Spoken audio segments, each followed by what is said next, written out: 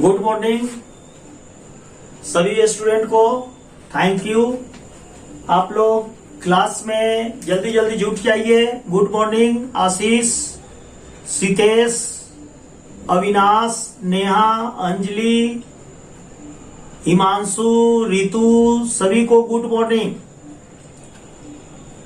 सृष्टि, सभी कोई जल्दी जल्दी क्लास में जुट जाइए। हाँ, आ गए क्लास में। क्या करें बुआ, क्लास स्टार्ट कर दें? Good morning.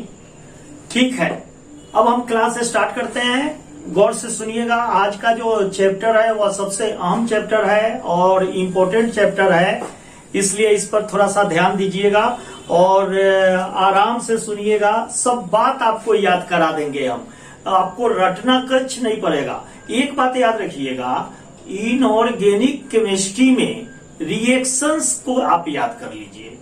अगर आप रिएक्शन को याद कर लीजिएगा तो लैंग्वेज अपने से आप बना लीजिएगा। इसलिए कोशिश कीजिएगा कि लैंग्वेज हम अपने से बनाएं और रिएक्शन केवल याद कराएं, और हम बता देंगे आपको कि कैसे कैसे आप रिएक्शन को याद कीजिएगा। तो मैं आपको आज पढ़ाने वाला हूं कॉपर का एक्सट्रैक्शन ऑफ कॉपर, यानी तांबा का निष्कर्षण हम लोग जानेंगे। तो सबसे पहले बुआ यह बात जानेंगे कि तांबा के कौन कौन से अयस्क होते हैं। तो तांबा के जो अयस्क होंगे वह होगा copper pyrite CuFeS2, copper pyrite होगा। उसके बाद होगा cuprite Cu2O, cuprite Cu2O। Cuprite को बुआ हम रूबी कॉपर के भी नाम से जानते हैं। एग्जाम में पूछता है रूबी कॉपर का सूत्र बताओ, कॉपर पाइराइट का सूत्र बताओ, तो इसको जरूर याद रखिएगा। उसके बाद में कॉपर ग्लास Cu2S, उसके बाद में मैलाकाइट CuCO3 इंटू CuOH का होल 2। एक बार गौर से सुनिएगा। कॉपर का जो मुख्य अयस्क है वह है कॉपर पाइराइट CuFeS2, और ये जो कॉपर पाइराइट है बिहार के सिंह भूमि जिलों में पाया जाता है, और इसके अलावा रूस में, अमेरिका में, मैक्सिको में और चीन में भी कॉपर पाइराइट के अयस्क पाए जाते हैं। और बराबर एग्जाम में पूछता है कि जो कॉपर पाइराइट है उसका सूत्र क्या होगा, तो याद रखेंगे CuFeS2। और copper glass Cu2S, Ruby copper या क्यूप्राइट का होगा Cu2O, मैलाकाइट का CuCO3 इंटू CuOH का होल 2। अब हम कॉपर के अयस्क के बारे में जान गए। अब हम जानेंगे कॉपर का जो निष्कर्षण होगा, उस कॉपर का निष्कर्षण हम कॉपर पाइराइट CuFeS2 अयस्क से ओर से करते हैं। कॉपर पाइराइट ओर से जब हम अयस्क का निष्कर्षण करेंगे तो उसमें एक हम आपको चार्ट बना दिए हैं। इस चार्ट को याद रखिएगा और देखिएगा, सब बात याद हो जाएगा। चार्ट में क्या है, कॉपर पाइराइट का जब हम एक्सट्रैक्शन करेंगे तो क्रशिंग करेंगे। क्रशिंग करने के बाद, क्रशिंग का मतलब होगा कि जो अयस्क हम निकालेंगे उसका बड़ा बड़ा अगर चट्टान के समान अगर वह अयस्क होगा तो उसको महीन चूर्ण बना लेंगे क्रशिंग करके। क्रशिंग करने के बाद में उस क्रशिंग किया हुआ जो अयस्क होगा उसका हम कंसंट्रेशन करेंगे। कंसंट्रेशन करने के बाद में उस अयस्क का हम रोस्टिंग करेंगे। बराबर याद रखिएगा कि अगर कोई भी अयस्क जो कार्बोनेट अयस्क होगा, कार्बोनेट अयस्क, तो उसका हम रोस्टिंग करेंगे, और हाइड्रेटेड अयस्क जब होगा तो उसका हम कैल्सिनेशन करेंगे। और एक बात और जानेंगे कि जो सल्फाइड ओर्स होंगे, सल्फर के ओर्स होंगे, उसका हम रोस्टिंग करेंगे। तो कंसंट्रेशन, क्रशिंग के बाद कंसंट्रेशन, रोस्टिंग माने भर्जन, उसके बाद स्मेल्टिंग करेंगे, द्रावण जिसे हम शुद्ध द्रावण बोलते हैं। स्मेल्टिंग का मतलब है कि उसको लिक्विफाइड कर देंगे। उसके बाद बेसमेराइजेशन करेंगे और लास्ट में हम रिफाइनिंग करेंगे। तो अब हम याद करेंगे, कैसे कैसे याद करेंगे? क्रशिंग, अयस्क का, ओर्स का क्रशिंग करेंगे। क्रशिंग किए हुए अयस्क का हम कंसंट्रेशन करेंगे। कंसंट्रेटेड ओर्स का हम रोस्टिंग करेंगे। रोस्टिंग के बाद स्मेल्टिंग करेंगे। स्मेल्टिंग के बाद में बेसमेराइजेशन करेंगे। बेसमेराइजेशन के बाद रिफाइनिंग करेंगे। हमको स्टेप कौन कौन सा याद रखना होगा? 1 2 3 4 5 6। इसी स्टेप में हम क्या करेंगे? पूरे कॉपर का हम निष्कर्षण, एक्सट्रैक्शन हम आसानी से कर सकते हैं और आपको आसानी से याद हो जाएगा। तो आइए हम आपको अब एक एक करके बताते हैं। क्रशिंग, क्रशिंग को हम पल्वेराइजेशन भी बोलते हैं, यानी कि जो बड़ा बड़ा अयस्क के जो चट्टान होंगे, जो बड़े बड़े आकार के होंगे, उसको हम क्या करेंगे कि क्रशिंग करके महीन चूर्ण बना लेंगे। महीन चूर्ण बनाने के बाद में हम अयस्क का सांद्रण करेंगे। Concentration of force. अब कंसंट्रेशन ऑफ फोर्स में क्या करेंगे कि हम गुरुत्व पृथक्करण विधि, ग्रेविटी सेपरेशन प्रोसेस करेंगे। और दूसरा, ग्रेविटी सेपरेशन प्रोसेस करने के बाद में फेन प्लावन विधि द्वारा, फ्रोथ फ्लोटेशन द्वारा हम क्या करेंगे? कॉपर पाइराइट अयस्क का सांद्रण करेंगे। एक बात और सुनिएगा, क्रशिंग तो आपने कर दिया।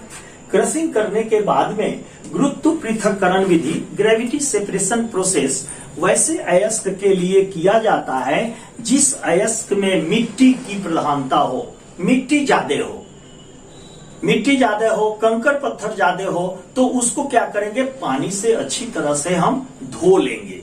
तो ग्रेविटी सेपरेशन में जो अयस्क के जो कण हैं, अयस्क जो होंगे वह नीचे की ओर पेंदी में बैठ जाएंगे और मिट्टी जो है अशुद्धियों के रूप में वह निकल जाएगा। उसके लिए हम एक टैंक लेंगे, उस टैंक में अयस्क को रख देंगे, पानी को रख देंगे और पानी को रख करके हवा का झोंका देंगे तेजी से, और उसके बाद में एक ढलान सा बना देंगे, जो हम पहले वाले आपके चैप्टर में इसके बारे में डिटेल्स में बता चुके हैं।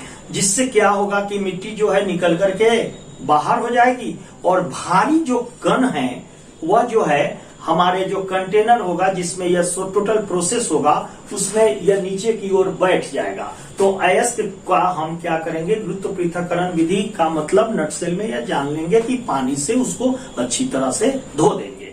अब हम जानेंगे कि चूंकि हमारा कॉपर पाइराइट सल्फर का अयस्क है, तो फ्रोथ फ्लोटेशन प्रोसेस से उसका कंसंट्रेशन करेंगे।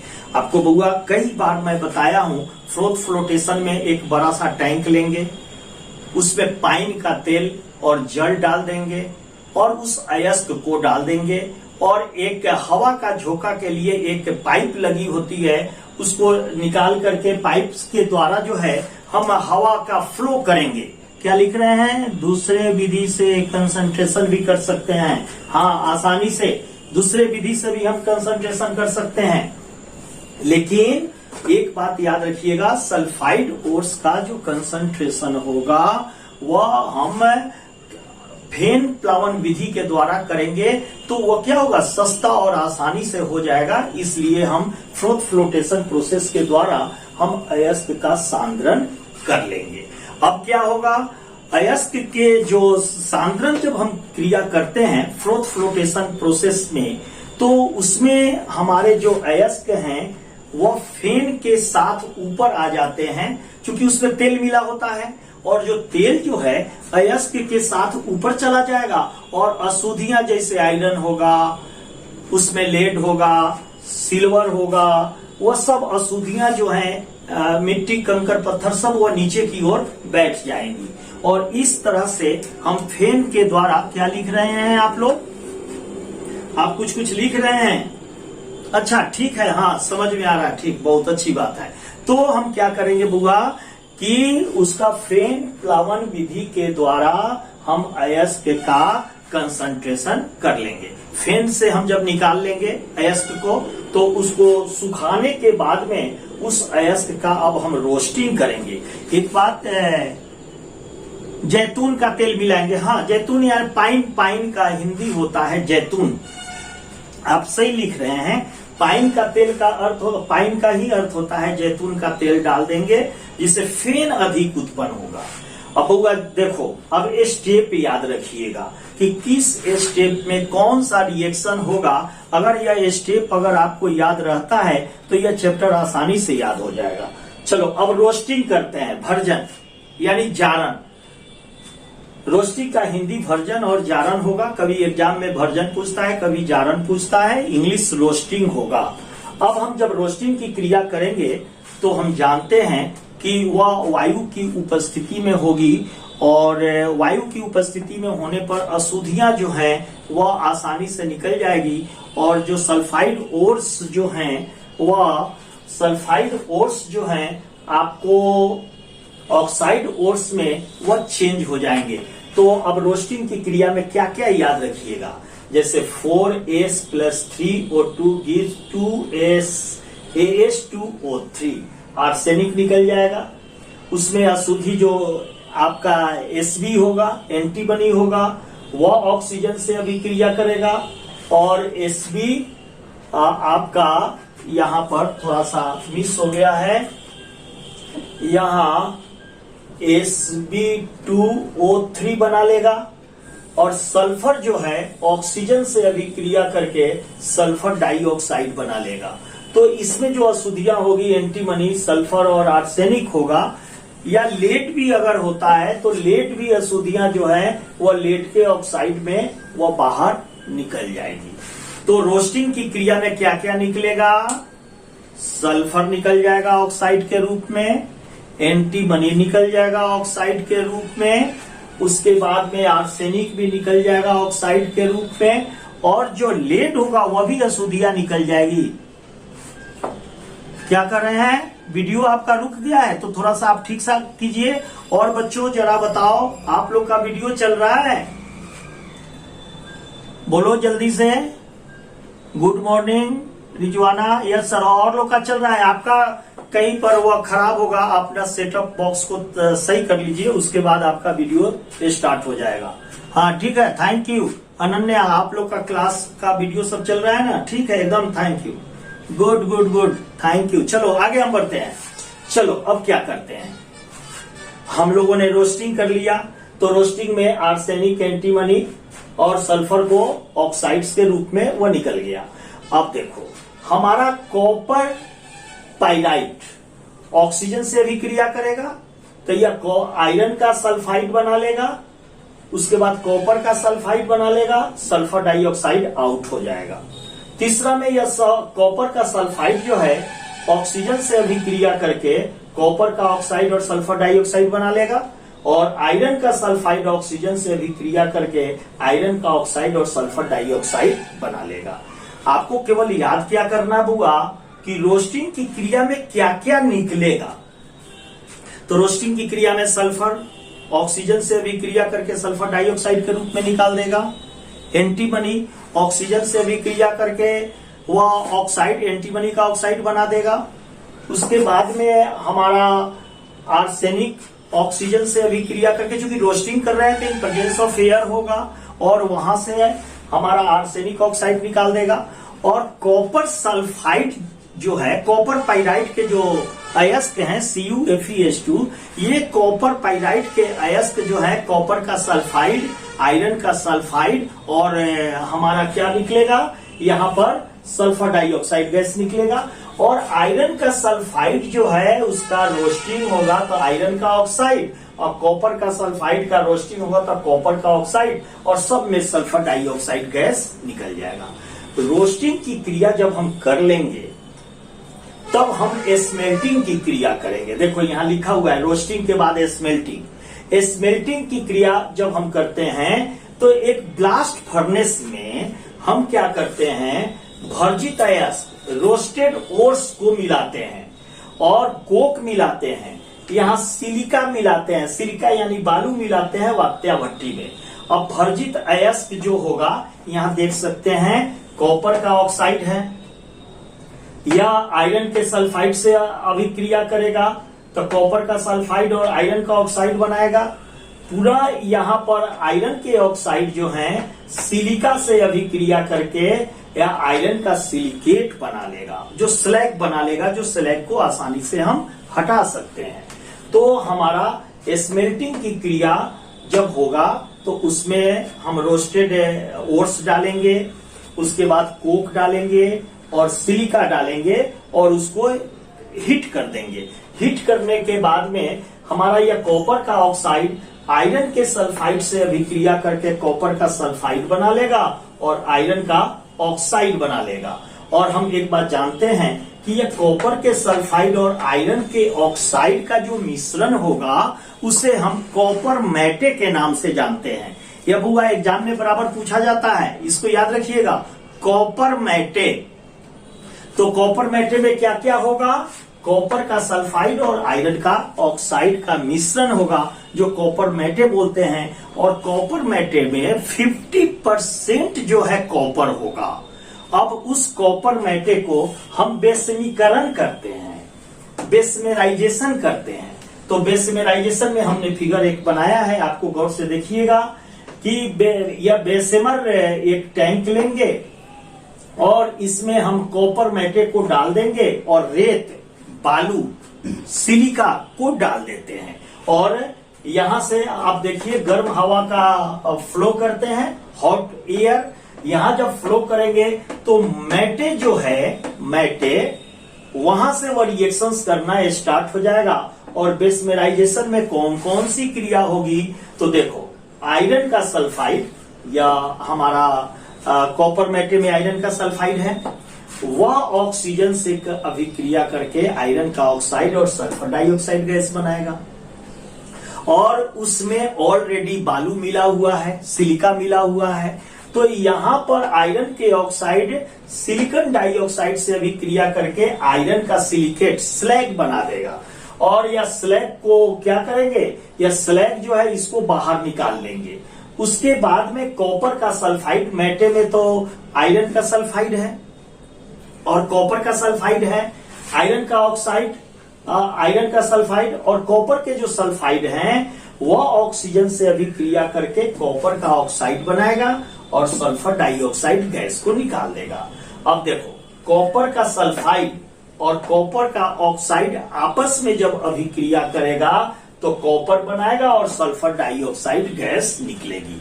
तो इस प्रकार से प्राप्त जो कॉपर होगा वह 95% तक ही शुद्ध होगा।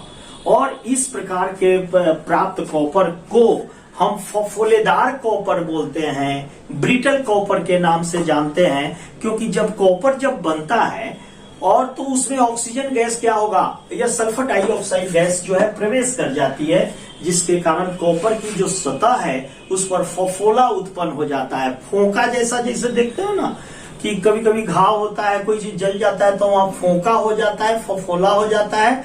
उसी प्रकार से कॉपर पर फफोला उत्पन्न हो जाने के कारण इसे हम फफोलेदार कॉपर के नाम से जानते हैं। अब एमसीक्यू में क्वेश्चन आपसे पूछा जाएगा कि फफोलेदार कॉपर जो होता है उसमें किस प्रकार की गैस होती है। बोलिए, आंसर दीजिए, टाइप करके आंसर दीजिए। ब्रिटल कॉपर में कौन सी गैस होती है जिसके कारण वह कॉपर जो है उसमें फफोला उत्पन्न हो जाता है। हाँ, फफोलेदार कॉपर में बोलिए Nitin, SO2। Thank you Nitin, well done. हाँ ठीक है, Padmini, Ananya, sulphur dioxide, Sitesh, thank you, Srishti, वाह वेल डन। सभी ने बहुत अच्छा तरीका से जवाब दे दिया। तो हम जान गए कि फफोलेदार कॉपर में हमारा सल्फर डाइऑक्साइड गैस के कारण यह कॉपर जो है फफोलेदार कॉपर हो जाता है। अब वह एक बात जानेंगे कि इस फफोलेदार कॉपर जो है वह लगभग 98% तक ही प्योर होता है, 98% तक ही। Thank you 98 Abhijit, thank you. 98-98% तक ही होता है और 2% अशुद्धियां रह जाती है उसमें। तो अशुद्धियां में क्या क्या रहेगा, silver, gold, zinc, lead, tin. याद रखिएगा, silver, gold, zinc, lead, tin. Silver चांदी, गोल्ड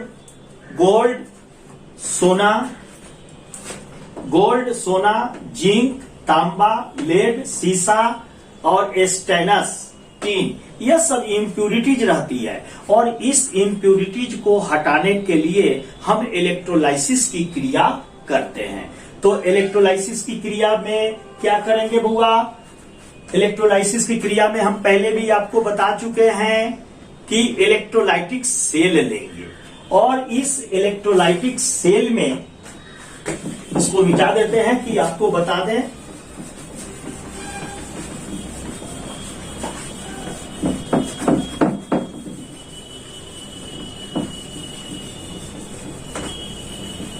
देखो,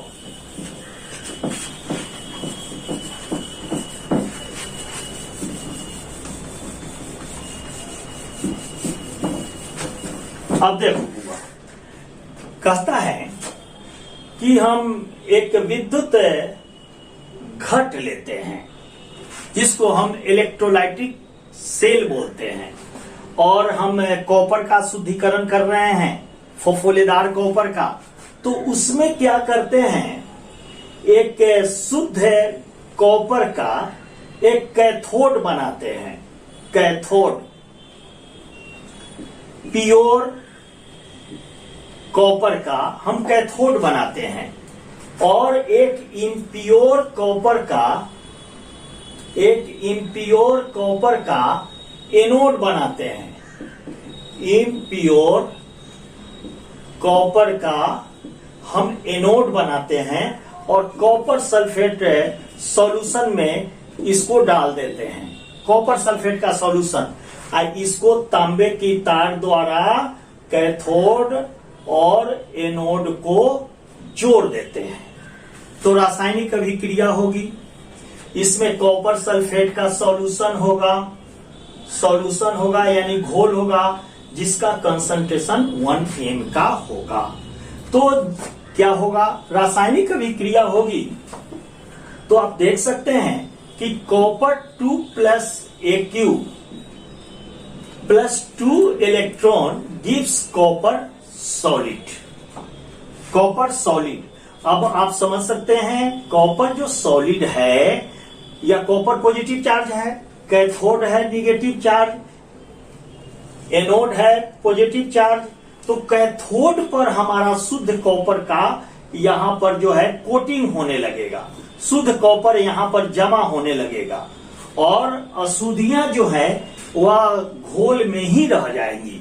और आप देख सकते हैं कि ये जो कॉपर सॉलिड है, कॉपर 2 प्लस और या AQ आप प्लस 2 इलेक्ट्रॉन्स। तो आप इसको बैलेंस कर देंगे, इलेक्ट्रॉन से इलेक्ट्रॉन कट गया, copper 2 plus AQ plus copper solid gives copper solid copper 2 plus AQ। और इस प्रकार से जो प्राप्त जो कॉपर होगा, जो कैथोड पर जमा होगा, वह 99.99% प्योर कॉपर प्राप्त हो जाएगा। और इस प्रकार से हम प्योर कॉपर जो है प्राप्त कर सकते हैं। एक बार और सुन लीजिए गौर से, आपको याद हो जाएगा। कॉपर का जो अयस्क हैं वह है कॉपर पाइराइट CuFeS2। यह कॉपर पाइराइट अयस्क जो हैं बिहार के शिवभूमि जिले में, उसके बाद चीन में, रूस में, अमेरिका में और मैक्सिको में बड़े पैमाने पर यह कॉपर पाइराइट के अयस्क पाए जाते हैं। तो जरा बताइए, जो अयस्क ज्यादा पाया जाएगा, जाहिर है कि वह सस्ता हो जाएगा, और जब सस्ता होगा तो उससे तांबा का निष्कर्षण करके तांबा जब बाजार में आ जाएगी तो वह सस्ता बिकेगा। तो इसलिए कॉपर पाइराइट अयस्क को लेकर के जब हम लेते हैं कॉपर पाइराइट अयस्क को, तो उसका क्रशिंग करते हैं। ये जो बड़े बड़े रूप में रहते हैं, चट्टान के रूप में, तो क्या करते हैं, उसका क्रशिंग करके छोटा छोटा महीन चूर्ण बना लेते हैं।